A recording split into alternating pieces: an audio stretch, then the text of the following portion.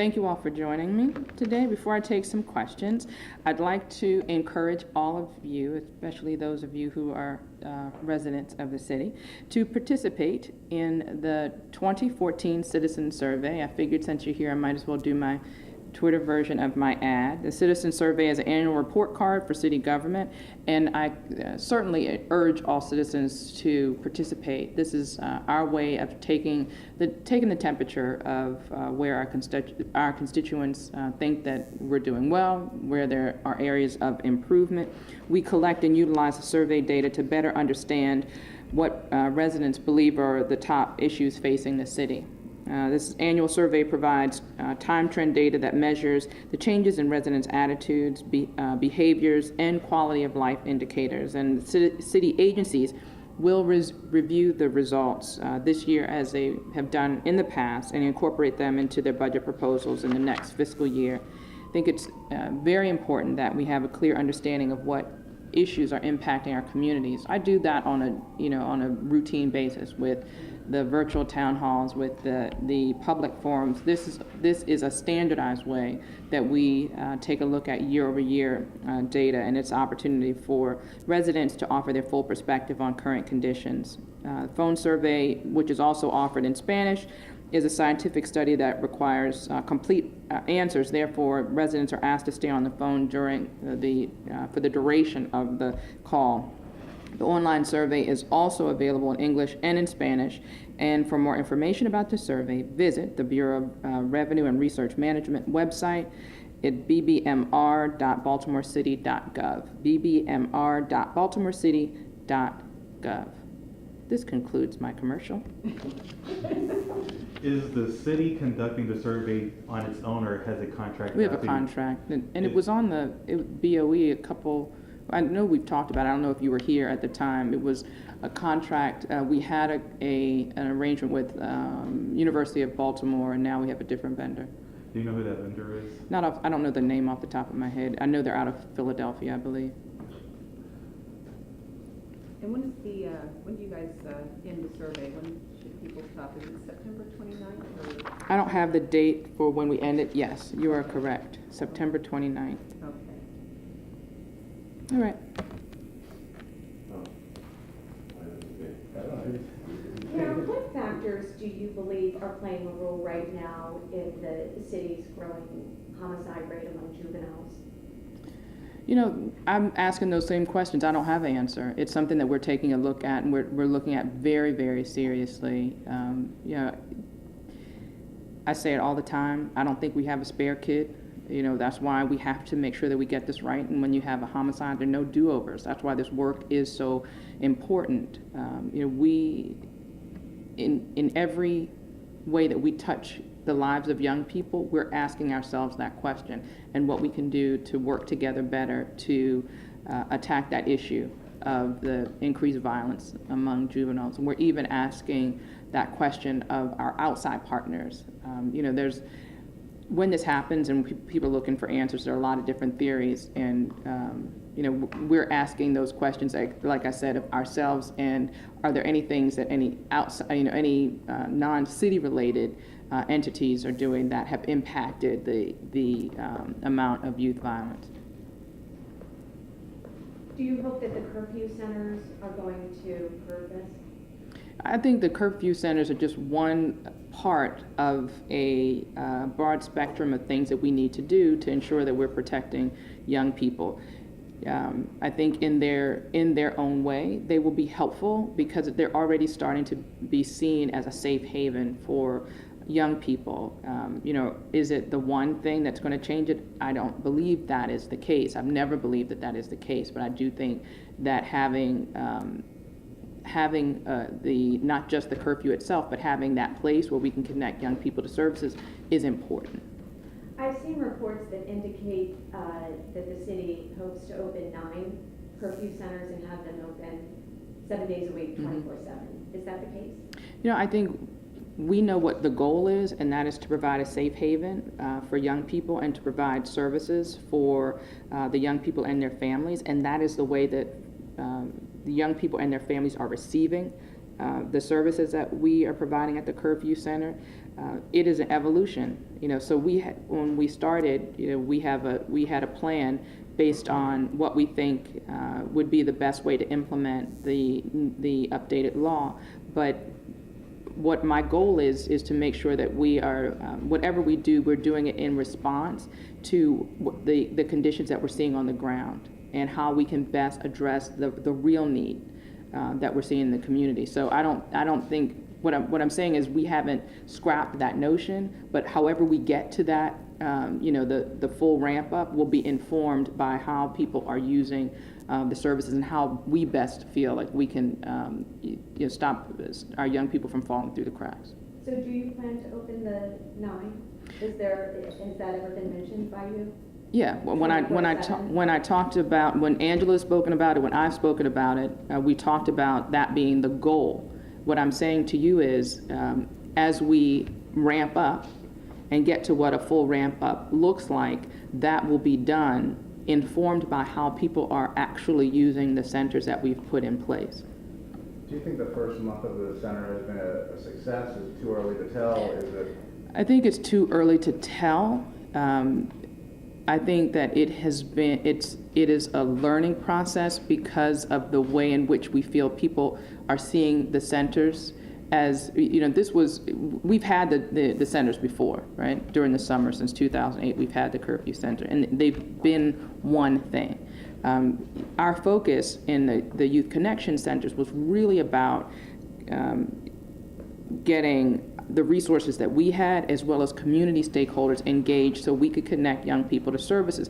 Because of that focus, what we're seeing is that people are looking at it as more than a drop-off pickup place for young people, but really a safe haven and a place where they can come to if they need help. So that's why I talked about what that full ramp up looks like, because of the way the community has received it, we have to incorporate that in what a full scale connection center network looks like. Did that answer your question? Yeah, I mean, basically, we don't know yet whether I can't say it's getting an A or a B or a C. What I can say is that the community is using it. That young people. I mean, we were having a meeting yesterday, and a young person got picked up from the Connection Center. They were playing basketball with one of the youth connectors, and the mother comes to pick him up, and he says, "Well, are we going to do this tomorrow?" So it's not. That's answering and asking questions, right? So this is supposed to be a drop-off pickup, right? That's what we had before, but we're trying to connect people with services. But when that happens, you see that it's not, what I think, unfortunately, some people are trying to put out there. It's like, baby jails. No, this is about connecting people with services. And when people get those needs met, it's something that they want to participate in. Well, that's not the goal to be, all-night spot for kids. So we have, you have to figure out how we can, we don't want kids to run around so they can go to the Connection Center. You understand what I'm saying? Right. So. But in other words, you haven't done any tracking yet, or do you plan to do any tracking to see whether the families that come in contact with the center, their lives actually improve, or? Well, what we're doing is tracking whether we have recidivism, and we are going back, the youth connectors are going back and making sure that the people that are referred to services are getting the services. Whether we can say definitively that lives are improved, I don't know if we can determine that information, but as far as did we provide the opportunity to connect them with the resources that they need? Check. Did they indeed follow up and get those resources? Check. That's what we're looking for. Are there keep track of how many kids have been picked up for Curfew Centers? Yes. Do you know the number? We, in general, know the number. I do not know the specific number. Are there specific agencies represented? Yeah, and I can get you. I know that in the document that we have, the pamphlet that has all information, it has all of that in there, and I can get that for you. The 2014 Inspector General annual report, shows that the budget was increased, but by about $800,000, but the amount of money recovered for taxpayers is significantly lower, $50,000. Are you concerned about the performance of the office at all? I think part of what they do is recover funds, and a lot of the work that they do doesn't involve the recovery of funds at all, but it's very useful work. I think, I'm interested in having an inspector general that operates independently. I think we have that. He doesn't have a revenue goal. He has a performance goal of consistently and transparently rooting out corruption, misconduct, and fraud and abuse in city government. Maybe I'm wrong, but I don't believe a couple of the investigations that were in that report were not announced publicly before. Am I right about that? Yeah, they were investigative reports. Do you think that those should be made public immediately upon completion, or wait till the annual report? I would have to look at the ones that you're talking about. I know one of the things the Inspector General strives to do is to put that information out. I know he has his own website, so I don't know those specific ones that you're talking about. May I ask a red line question? Of course you can. What's Plan B? So let's say the feds don't fund it. Let's say that Hogan wins in November, the non-public transit plan. Let's say that the drilling runs into the problem that Seattle's run into, trying to dig a highway tunnel. So the cost now starts to really escalate, and state says, we don't go there. So let's just say all of that. Is there a plan B for your idea of a world-class I do city not, has to right, have- right. So if the question is what were to happen if all of those things happened at once, I do not have a response. I do not have a plan for that contingency. If the red line got abandoned? If Hogan gets elected, if we drill and have the problems like Seattle and the costs, explode, if the federal government, if all of those things happen at once, no, there is not a contingent that I am aware of, a contingency. You acknowledge that there are lots of things that could happen that are some wild cards here that, I think everyone- The only thing that's certain is that the county's kind of committed, and the city have committed to local commitment. The federal commitment is not decided. The state's commitment is, I guess there's a commitment there, but the dollar amount is funky, and there is no P3 at the moment. So it's behind the purple line commitment, and it has a lot of challenges ahead of it because it has to, in terms of its construction. So do you acknowledge that there's a lot of challenge ahead? Absolutely, and I don't think anybody has said anything different. Mayor, the Horseshoe Casino had its opening weekend. 50,000 visitors came, but also there were some incidents that got filmed online, of fights and so forth. What's your opinion of the start of the Horseshoe Casino? I know you're a fan and a promoter. How do you think it went? I think it went exceptionally well. The rollout was great. The leadership at Caesars said that they can't remember a better grand opening of a Horseshoe Casino ever. While it's certainly unfortunate that the incidents happened, I think the response was appropriate and was handled internally. I think that, as I said, they were unfortunate. They certainly, in my mind, the viral nature of them aside, don't overshadow how brilliantly the Horseshoe opened. It was exceptional, and it was because a lot of people worked really hard to get it to be an exceptional rollout. And I'm sure just as they appropriately and immediately handled the incidents that happened during the opening weekend, they will continue to do so. It's been a month since the Tyrone West report came out from the independent committee. Did you have a chance to read it, and did you have any thoughts on it? No more thoughts than I've had in the past. You think it's interesting that they're now, the protesters to that incident, they're now looking at Ferguson and trying to put all of this together as far as the lack of respect the police have for the community. I'm not 100% sure I understand your question. Let me try this. As far as, let's just go on this route. The overall issue that, and I'm doing a story on this as well, is particularly interaction between the community and police, particularly the black community and police. And in interviews with regular people at the Inner Harbor and some of the neighborhoods, they feel that they can't trust them. Yeah. And I hope that I've been clear that building trust between the community and the police has been a priority of mine. This is not the first time I talked about it, and I talked about it way before there was a Ferguson. Way before there was a Ferguson, I implemented my public safety town halls. I went to every single district in the city, plus a citywide youth forum. Why? Because, and I've talked about this from this podium in my State of the City, that we need to build the bridges and work better, and build a relationship between the police and the community. So the fact that you're telling me that people don't trust police, I've said that to you.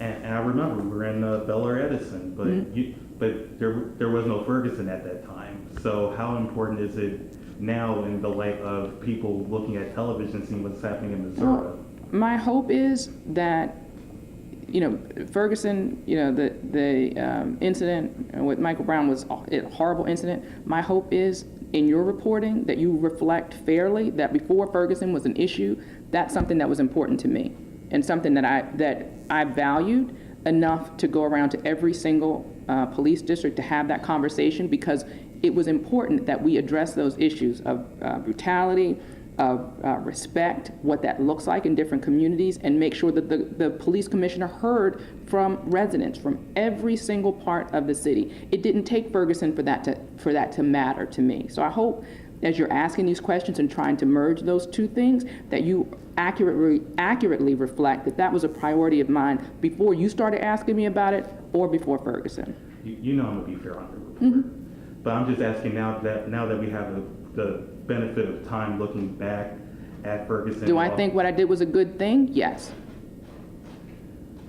That wasn't my question. But I'm trying to figure out how you're trying to tie it in when I've said before Ferguson it was important to me. The question was, looking at those incidents, how important is it to keep on the mission of building trust with the community?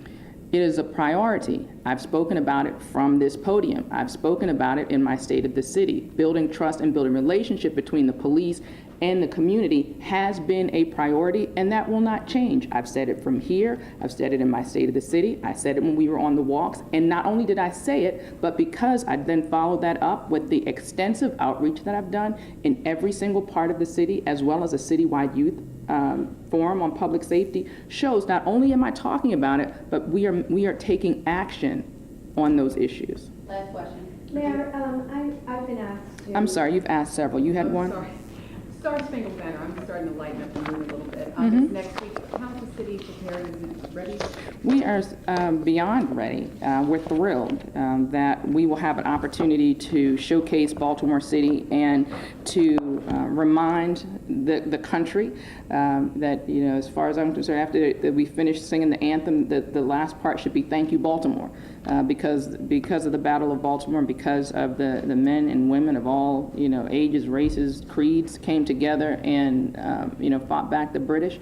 We don't have those interesting accents, and we get to celebrate our national anthem, something that brings pride to Americans no matter where they live. That is something that every Baltimorean should be particularly proud about, and we will get to showcase with the tall ships, with the largest fireworks display we've ever had in the city, with the concerts, and I'm certainly starting to see throughout the city more people really getting revved up about what that's going to be. The Blue Angels, I forgot about the Blue Angels that are going to be in town. It's going to be great. It's going to be a celebration like we have never seen in Baltimore, and I'm very excited about that work. And yes, we are very ready and spent a lot of time preparing, not just to have a good time, but to make sure that everyone who comes has a good time in Baltimore as well. Can we expect any special And the guests? Steelers. That's right. At the same Wow. time? On the 11th. What do you want me to give a thumbs up to the Steelers? Can we expect any special guests at Star Spangled celebration or whatever? Like, Legislative. I heard So, somebody from the White House. Someone would like to boost his popularity. You know, I can't confirm that. I'm certainly hopeful. I mean, it's an important day for Baltimore, but it's also a very important part of America's history, and it's significant. And I would love to, you know, have, you know, any of those people who are in the federal government, whether they, you know, are in the White House or in the Congress. I think it's, you know, it's important to have a reminder of how we got where we are as a democracy and as a country. All right. Thank you very much. Thank you. Thank you.